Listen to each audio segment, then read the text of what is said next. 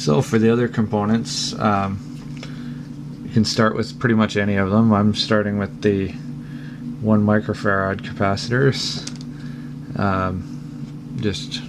I recommend doing them one part at a time, like one type of part at a time, rather than going through them in order on the board. So I'll do all the 1 microfarads first, which are C1 through C6. So what I'll do is I'll take my flux pen and just find any of those. Usually I do a few at a time. So like here we've got C2, C3, and C4. So I'll just put flux on all of those.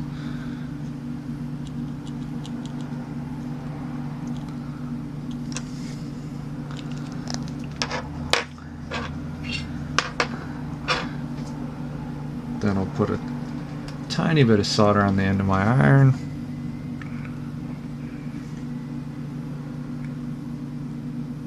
Not much at all. And then what I do is just hold it in place and just barely tack the one side.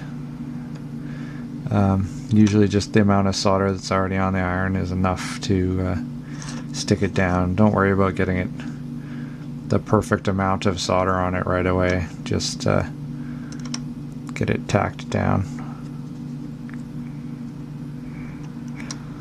You want to make sure that there is some solder on it and that it's not just stuck in the melted flux, because otherwise when you go to solder the other side it'll just come loose. So this one's being a little stubborn. Okay, so those two. Often it's easiest to rotate the board so that you're soldering to the whatever side is the most open. Like for this C4 here, if I had the board turned around the other way, my soldering iron would be bumping into that chip there. But this way it's nice and clear.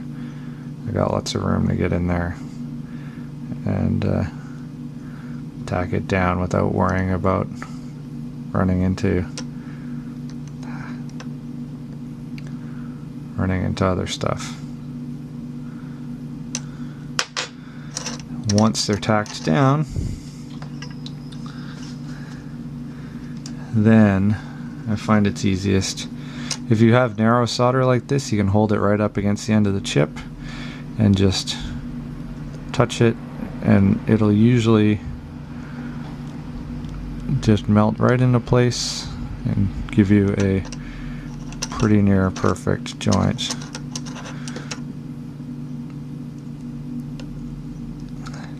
If you're using really thick solder, instead of laying it all the way across the end like this, you would just kind of get the very tip of it in on the corner so that you're not melting too much solder.